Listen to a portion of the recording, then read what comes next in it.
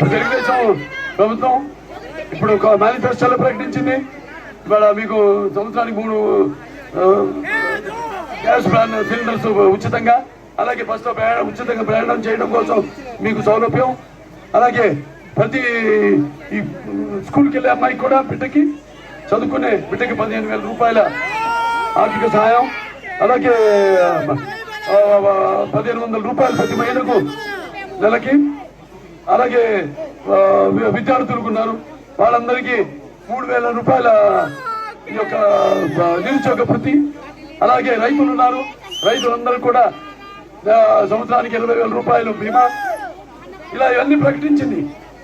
అలాగే కేంద్ర విద్యాలయం అయితేనేమి, లేకపోతే బీసీ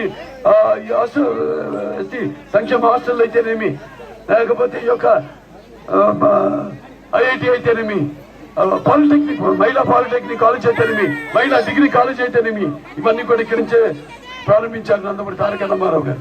అలాగే చంద్రబాబు నాయుడు గారు కూడా ఇక్కడ 10 కిలోమీటర్లకు ఒక హై స్కూల్, ప్రతి కిలోమీటర్ ఒక ప్రాథమిక స్కూల్, ప్రతి 3 కిలోమీటర్లకి ఒక అప్పర్ ప్రైమరీ, ప్రతి 5 కిలోమీటర్లకి ఒక హై స్కూల్, అలాగే ప్రతి మండలానికి ఒక జూనియర్ కాలేజు, ప్రతి యూనిట్కి ఒక ఇంజనీరింగ్ కాలేజు, ప్రతి జిల్లాకి ఒక మెడికల్ కాలేజ్ అప్పుడు ఆయన అందించడం జరిగింది.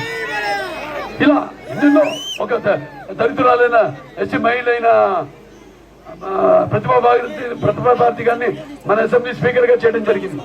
అలాగే బాలయోగి గారిని, దళితుడైన బాలయోగి గారిని అక్కడ మనం పార్లమెంటు స్పీకర్ గా ఆయన పంపించడం జరిగింది. అబ్దుల్ కలాం గారిని దేశ రాష్ట్రపతిగా చేయడం జరిగింది. ఇలాంటివి అందరికీ సమానమైన ఆదరణ ఇవ్వడం జరిగింది మన తెలుగుదేశం పార్టీ. అధికారంలో ఉన్నప్పుడు లేనప్పుడు కూడా, ఎన్టీ రామారావు గారు అప్పుడు అధికారం లేనప్పుడు మరి ఆయన ఎన్డీఏ చైర్మన్ గా ఉన్నప్పుడు దేశంలో సుమారుగా 10,000 కోట్ల మంది రైతులకి ఆయన ఎన్డీఏ చైర్మన్ గా వీపీ సింగ్ గారి ద్వారా రుణాలు మాఫీ చేయించడం జరిగింది.